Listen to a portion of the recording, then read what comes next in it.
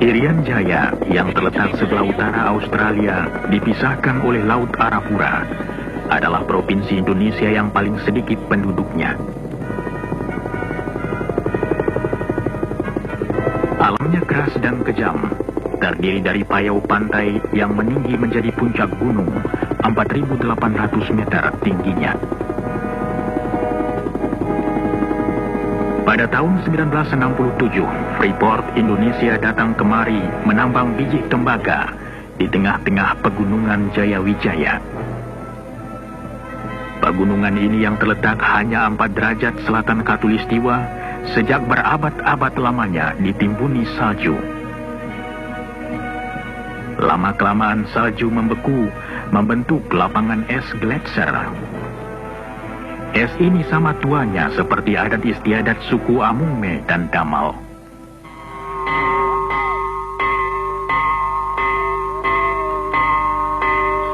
Kita tak tahu apabila dataran tinggi Irian Jaya mulai dihuni. Mungkin 20.000, mungkin 30.000 tahun yang lalu. Penduduk dataran tinggi yang hidup terpencar dalam dusun-dusun kecil berhasil menyesuaikan diri dan bertahan hidup. Mereka berhasil mengatasi kekejaman lapangan dan menciptakan cara hidup sederhana bermartabat. Mereka yang berakar adat lama dan dituntun pandangan masa lalu, kini mulai berubah.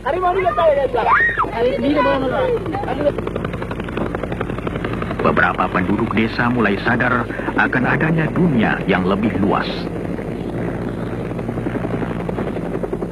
Pada tahun 1981, Gunung Biji Timur mulai menghasilkan biji tembaga yang berkadar tinggi. Pertambangan bawah tanah yang baru melanjutkan rencana eksplorasi dan pengembangan sumber mineral yang dimulai tahun 1967. Penjelajahan pertama Freeport dalam wilayah ini terjadi tatkala Forbes Wilson memimpin sebuah ekspedisi ke pegunungan Jayawijaya. Tujuannya mencari sebuah gunung tembaga, Erzberg, yang ditemui seorang ahli geologi Belanda, Jan Zakdozi, pada tahun 1936. Berdasarkan persetujuan pemerintah Indonesia, Freeport diizinkan mengadakan pengeboran percobaan. Endapan biji diperkirakan 33 juta ton. Freeport memutuskan melaksanakan pengelolaan proyek raksasa ini. Direncanakan untuk membangun 6 wilayah kerja, pelabuhan untuk pengampalan biji, daerah persiapan 18 km di hulu sungai, lapangan terbang 43 km dari pantai, sebuah kota 109 km dari pantai, tempat pengelolaan biji 118 km dari pantai dan tambang 1,5 km ke dalam lagi pada ketinggian 3.600 meter. Untuk menghubungi semua tempat, dibangun sebuah jalan yang 99 km panjangnya, melalui hutan di tanah datar sampai ke daerah puncak gunung. Bagian terakhir dari tempat pengolahan ke tambang berupa kereta gantung. Perencanaan, pembelian bahan dan pembangunan dapat dimulai pada awal 1970. Kemang 1 menjadi tempat bermulanya proyek. Sebelum dapat dibangun basis yang tetap di pedalaman, peralatan dan bahan untuk pegunungan diberangkatkan dari Kemah 1.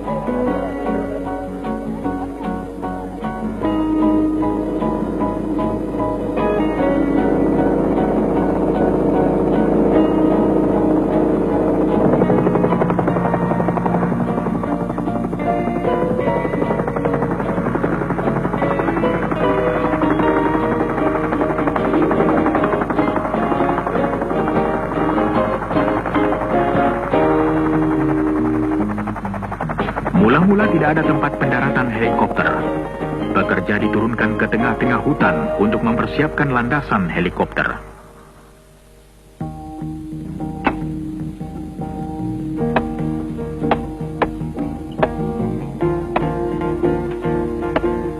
"19 perkemahan dibangun sepanjang daerah pembangunan, disusul kemah barang menurut kemampuan logistik."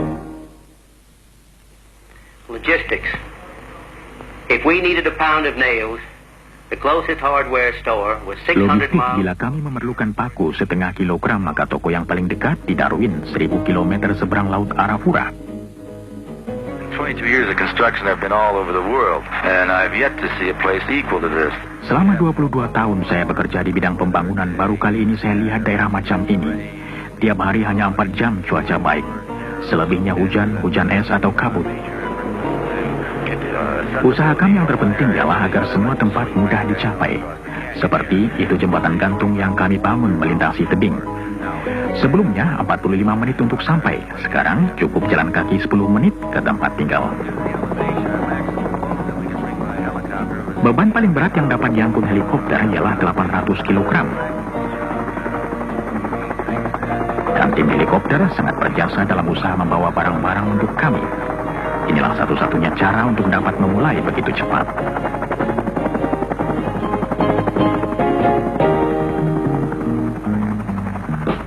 Helikopter ini mensuplai 15 perkemahan gunung dengan makanan, muatan dan alat-alat besar untuk membangun jalanan yang 104 km panjangnya. Sepanjang 66 km jalan datar melalui daerah payau dan hutan dan menyeberangi 2 sungai. Kemudian jalan nanjak berbelok-belok sepanjang 36 km melalui punggung gunung terjal yang perlu digali atau diratakan agar tanjakannya tidak lebih dari 20%.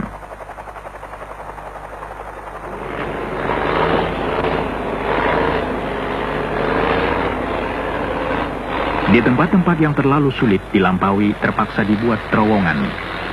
Yang satu 1.300 meter panjangnya terowongan Hanekam dan yang satu lagi 800 meter terowongan Zakkam.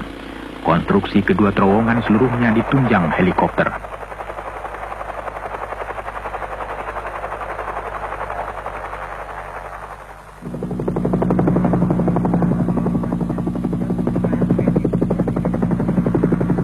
Cuaca merupakan salah satu hambatan terbesar bagi pekerjaan. Awan tebal sering datang dengan cepat dari Laut Arafura. Helikopter yang berangkat dalam cuaca baik tahu-tahu masuk daerah hujan dan kabut hingga terpaksa kembali ke pangkalan.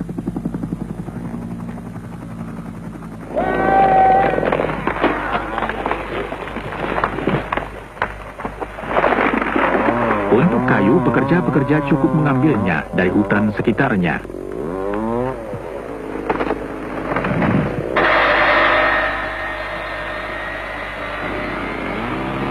Pohon-pohon hutan yang tinggi ada guna lain untuk membuat landasan jalan. Gelondongan kayu disusun sebagai dasar jalan. Kemudian batu kerikil dituangkan di atasnya menjadi permukaan jalan.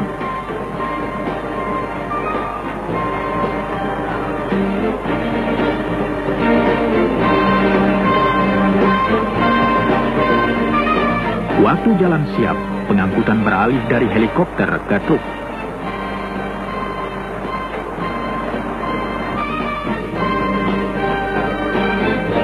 Seluruhnya lebih dari 60.000 ton barang diangkut truk melalui daerah pegunungan, kadang-kadang lebih dari 500 ton per hari.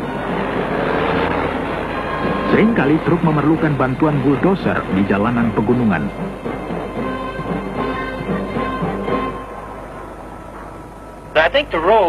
Hemat saya, jalanan itu paling merusak bagi peralatan kami. Tapi pekerjaan yang paling berat bagi manusia ialah di Gunung Exback.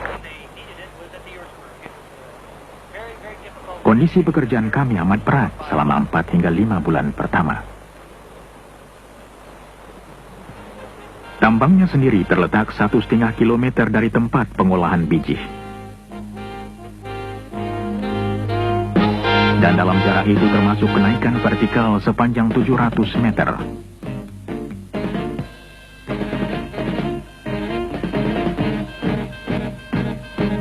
Mula-mula kedua tempat dihubungkan dengan kawat yang mengangkut pekerja dan barang-barang ringan.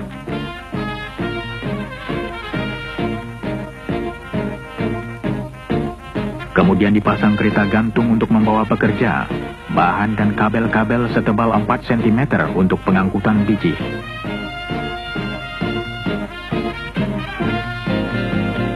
Sistem ini merupakan salah satu rentangan kabel tanpa penyangga terpanjang di seluruh dunia.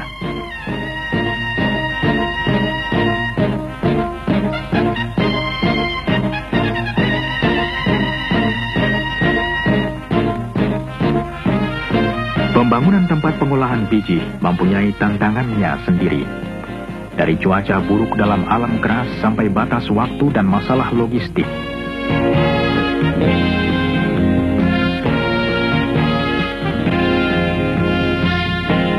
Sebuah pelabuhan baru, Amama Pare, 10 km dari laut di pinggir sungai hampir selesai.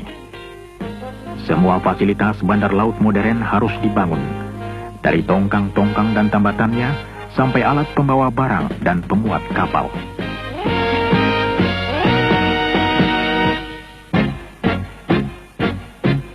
Pipa yang panjangnya 115 km, dengan garis tengah 10 cm, dipasang dari tempat pengolahan biji ke pelabuhan untuk mengangkut cairan tembaga.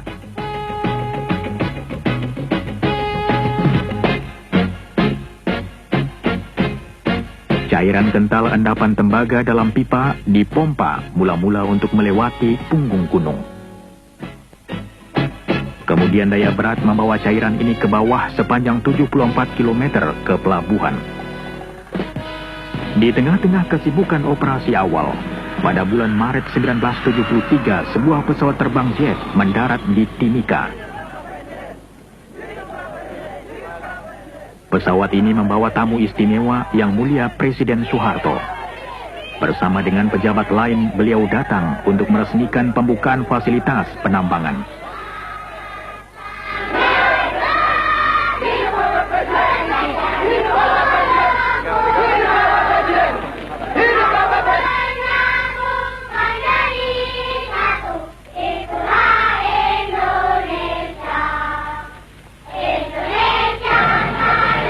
Dalam suatu upacara resmi, Presiden Soeharto mengatakan bahwa usaha ini merupakan pelopor penanaman modal asing di Indonesia. Beliau mengatakan bahwa usaha ini menggambarkan kepercayaan dunia terhadap tekad Indonesia membangun masa depannya. Kepercayaan ini merangsang datangnya investor-investor lain ke Indonesia.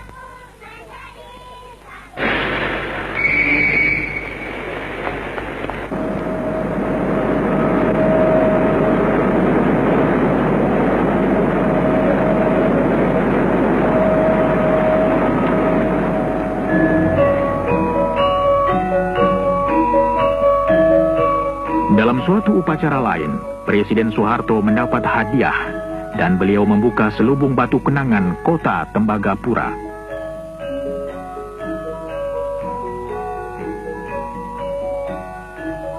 Sekarang, 10 tahun setelah mulai dibangun, kota ini berpenduduk 3.500 dan terus berkembang.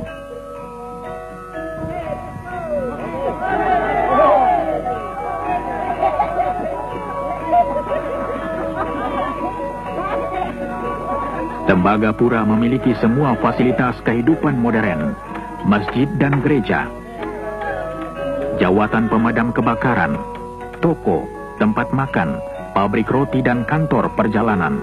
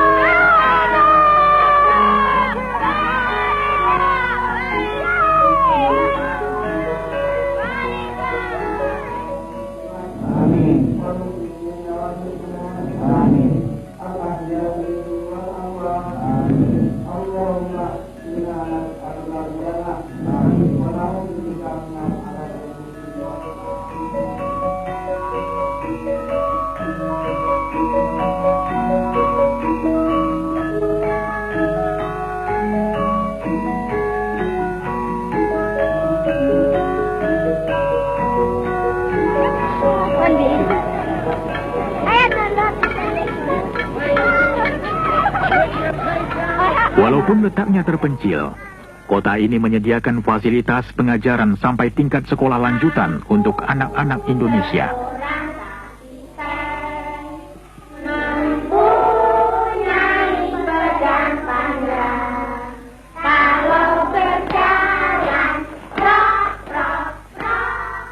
Klinik bayi dan jasa kesehatan lain disediakan untuk pegawai dan keluarga mereka.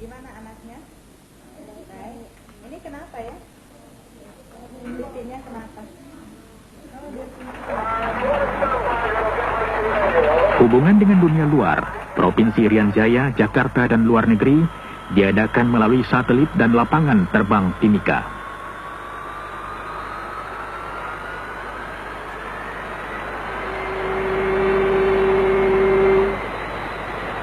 Segala sesuatu harus diimpor, diturunkan dari kapal, dan dibawa dengan tongkang ke PET 11 untuk kemudian diangkut ke daerah pegunungan.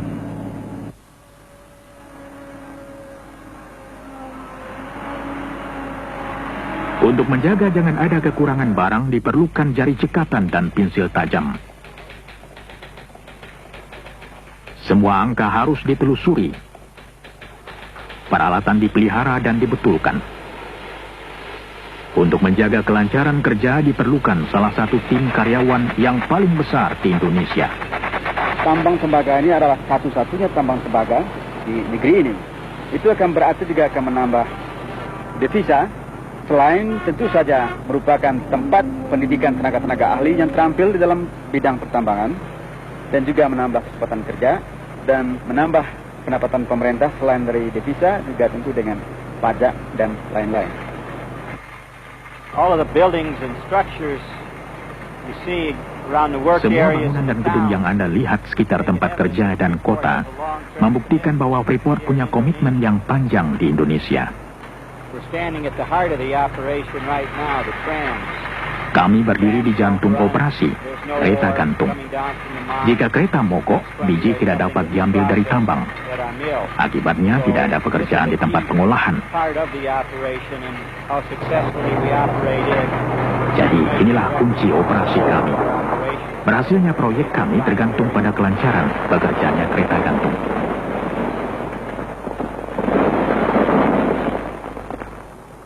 Sejak kami mulai, kereta gantung telah menurunkan seluruh isi Gunung Bijih. Kita mengusahakan tambang tembaga di Gunung Bijih. Dulu pertama kali kita namakan Esbel. Kita telah memproduksi biji tembaga sebanyak kurang lebih 19 million ton. Sementara itu, tim eksplorasi melanjutkan pencarian biji baru. Usaha mereka berhasil, sumber baru ditemui 1 kilometer sebelah timur dari tempat semula, disebut Gunung Bijih Timur.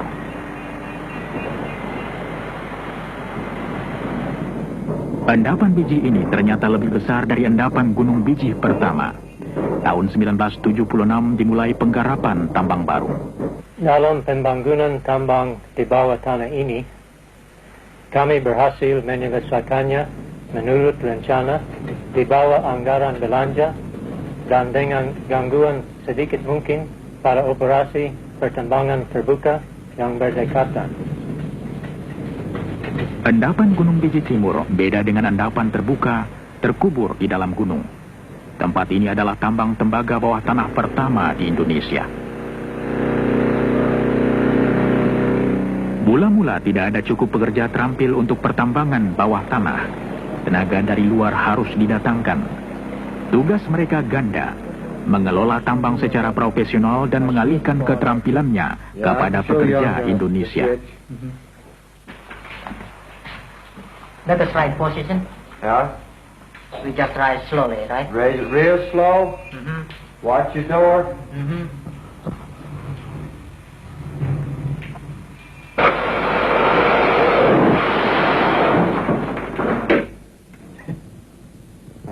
Silahkan pakai itu. Bagaimana bedanya? Jauh sekali. Itulah perlunya. Ini baru contoh kecil-kecil saja. Selama 4 tahun, penjelajahan dan perkembangan sekelompok tenaga kerja memasukkan banyak orang Indonesia yang sedang dalam latihan dan tidak pernah bekerja di bawah tanah sebelumnya. Menurut hemat saya, adalah prestasi yang luar biasa untuk mempunyai rekor keselamatan kerja yang lebih baik atau semutu dengan tambang besar yang mana saja di dunia. Oke, mana konsernya? Cepat. After years of exploration, diamond drilling, planning, development. Setelah bereksplorasi bertahun-tahun lamanya, mengebor dengan intan, merencana dan membangun, kini telah tiba saat produksi tambang bawah tanah. Teknologi yang dipakai sangat unik. Apalagi kalau diingat bahwa teknologi macam ini hanya terdapat di sedikit tempat lain di dunia. Dan Anda menemukannya di tempat jauh seperti Irian Jaya. Current mining reserves indicate we'll have ongoing operations. Persediaan endapan menunjukkan bahwa kami masih akan dapat beroperasi sampai 13 hingga 15 tahun lagi. Tentu saja kami terus mencari dan mengharap akan dapat endapan lain. Semua ini merupakan pertanda baik. Tidak saja untuk karyawan Freeport, tetapi untuk seluruh Indonesia. After installing the cylinder head bolts, it is good to follow the torque sequence that you found in the manual. It's important that you use Bicara mengenai transfer dari teknologi dan program Indonesianisasi dalam proyek Freeport ini, sebetulnya kedua perkataan Indonesianisasi dan transfer dari teknologi adalah identik. Proyek ini mulai beroperasi dalam akhir tahun 72, di mana sebagian besar masih di posisi-posisi yang penting dipegang oleh ekspatriat. Lebih dari 1,5 tahun yang lalu, semua posisi sudah dipegang oleh tenaga-tenaga ahli dari bangsa Indonesia. Jadi saya berpendapat transfer teknologi dan program Indonesianisasi suatu hal yang boleh dikatakan sukses di tempat ini.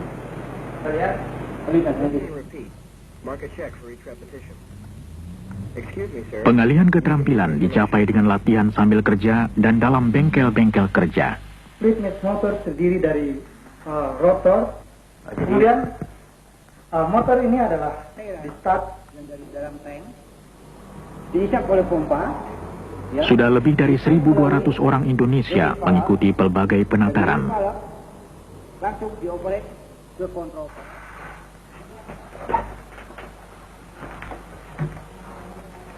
Paru-paru kiri dan paru-paru kanan, ya. Kemudian, keterampilan dan pengetahuan pegawai kesehatan pun ditingkatkan terus-menerus. Tentu mereka tidak bekerja melulu, cukup kesempatan untuk rekreasi. Kemudian,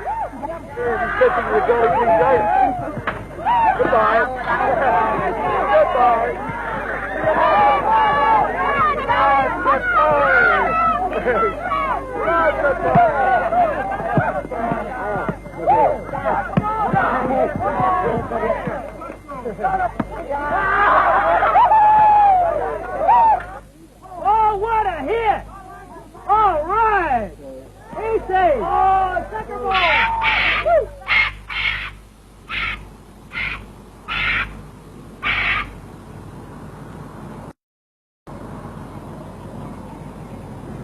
Tembagapura sejuk dan nyaman, tapi hujan tiap hari, curah hujan 500 cm tiap tahun.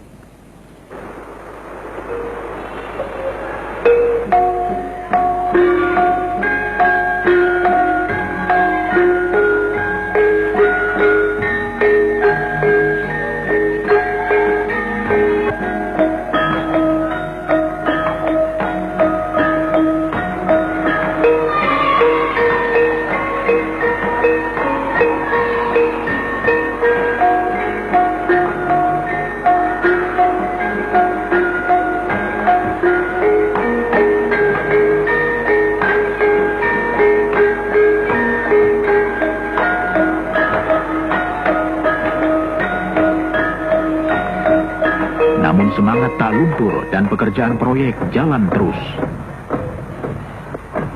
Fungsi daripada government relations adalah sebagai penghubung di antara perusahaan dengan pemerintah, baik di pusat maupun di daerah. Untuk ini kami bekerja sama dengan pemerintah daerah di Fakfak dan Jayapura, serta juga dengan Kementerian Riset dan Teknologi di Jakarta, untuk membuka daerah pertanian yang baru, daerah resettlement yang baru di daerah pantai, di daerah dataran rendah, memberikan pelayanan kesehatan, pendidikan, dan juga bantuan penyuluhan pertanian. Sejak hadirnya Freeport di daerah ini, Freeport telah berusaha untuk meningkatkan sosioekonomik standar dari penduduk setempat di sini, yaitu melalui program pendidikan, program kesehatan, dan ada kesempatan bekerja bagi penduduk asli di sini.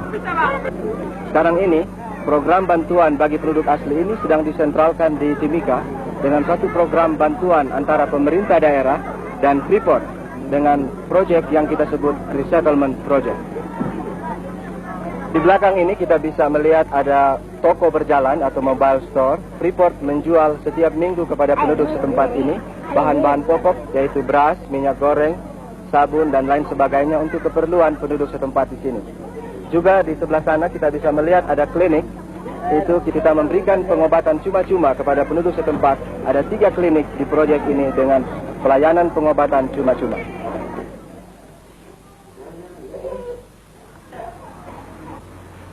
Para perawat dari Rumah Sakit Tembagapura mengunjungi klinik-klinik beberapa kali seminggu untuk mengobati penduduk asli.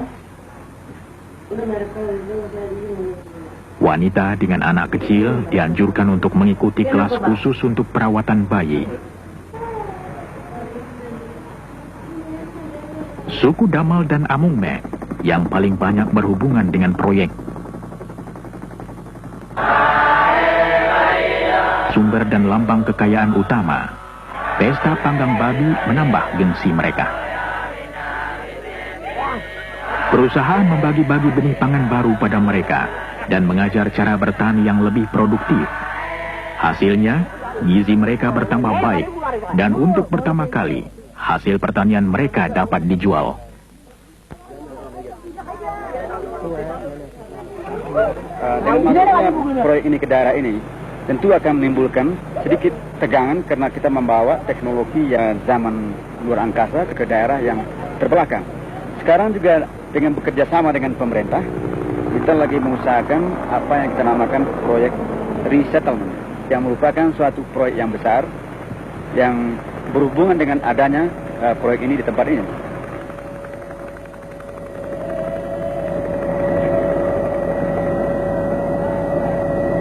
Molo 7, Victor Bravo Romeo. We're overhead 74 now, making approach to the Earthspur. Persediaan biji dalam Gunung Bijih Timur diperkirakan dapat bertahan sampai 15 tahun. Untuk mengelola tambang tersebut diperlukan sistem penggalian yang rumit yang disebut block caving. Block caving can be described Block caving dapat digambarkan dengan menjungkir balikkan tambang terbuka, menjatuhkan biji melalui terowongan, untuk kemudian diambil dan diangkat ke permukaan tanpa banyak kerja tambahan.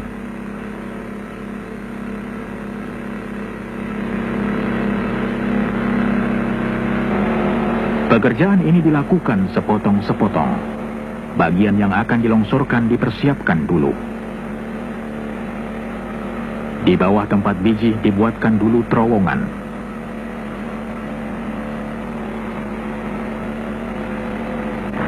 Kemudian bagian-bagian yang mengandung biji diledakkan. Ledakan ini menyebabkan lapisan yang mengandung biji kehilangan penyangga dan roboh.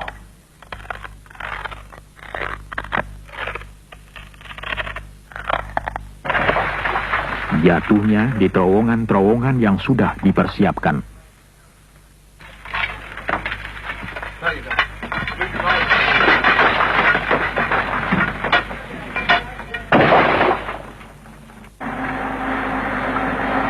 Dari sana, potongan-potongan diangkut ke tempat pengumpulan di luar.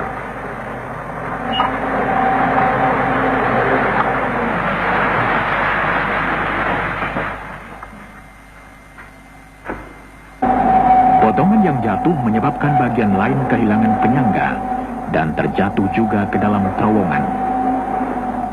Serangkaian penghancuran yang teratur dan berencana menciptakan proses pelongsoran terus-menerus.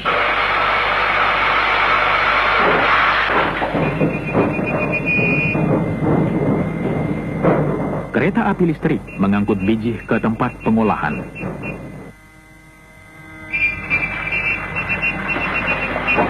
Produksi biji di Gunung Bijih Timur akan meningkat terus, sedangkan produksi tambang terbuka makin berkurang.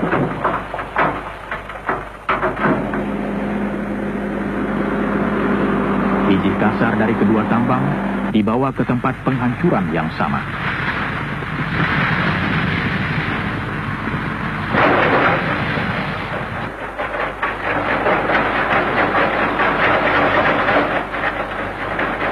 Every ton of ore that's mined in this project is transported to the concentrator via the tramways you see in the background. Tiap ton biji yang keluar dari tambang diangkut dengan kereta gantung ke tempat pemekatan. Kapasitas kereta gantung ini ialah 9.500 ton per hari.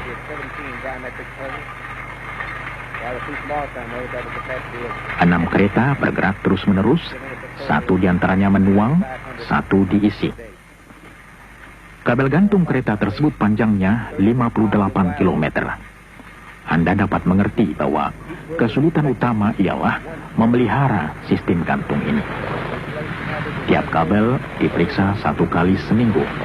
Hampir tiap bulan ada kabel yang perlu diganti.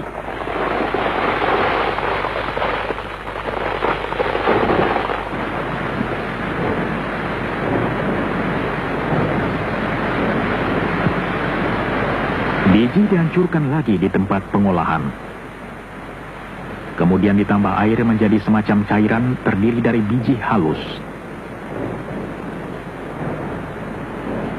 Cairan ini kemudian diaduk keras menyebabkan munculnya buih mengandung biji.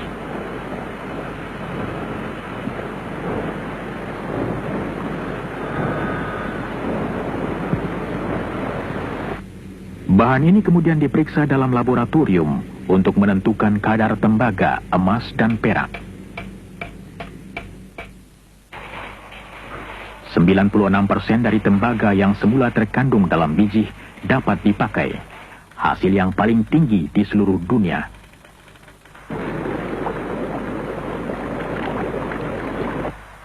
Logam yang terdapat dalam buih dipisahkan, dijadikan cairan kental lagi dan disedot melalui pipa ke pelabuhan.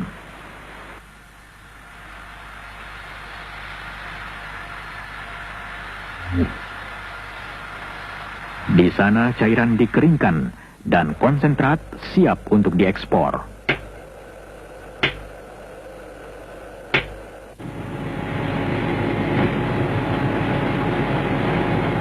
Konsentrat ini dituang dalam palka kapal.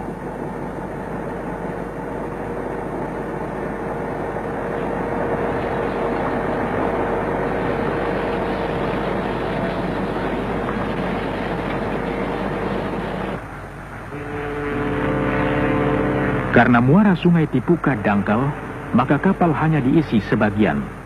Kemudian bergerak ke tempat tambatan di lepas pantai.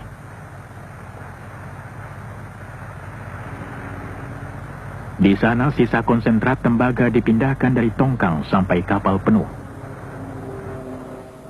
Juga Freeport mendatangkan kapal-kapal supply dari Australia yang membawa makanan, plus bahan-bahan pelumas dan on the deal. Kemudian juga dari Singapura sekali sebulan, dan juga kapal tanker yang membawa diesel sekali sebulan.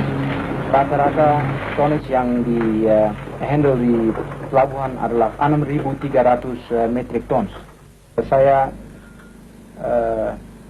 datang ke Freeport sini tahun 1974 sebagai Assistant Port Superintendent dan bekerja di Amamapare, pelabuhan. Di Port Said sekarang ini, atau Amamapare, sekarang ada 300 penduduk. Di situ juga terdapat masjid, gereja, dan juga sekolah dengan 40 anak murid. Di samping itu juga ada taman kanak-kanak.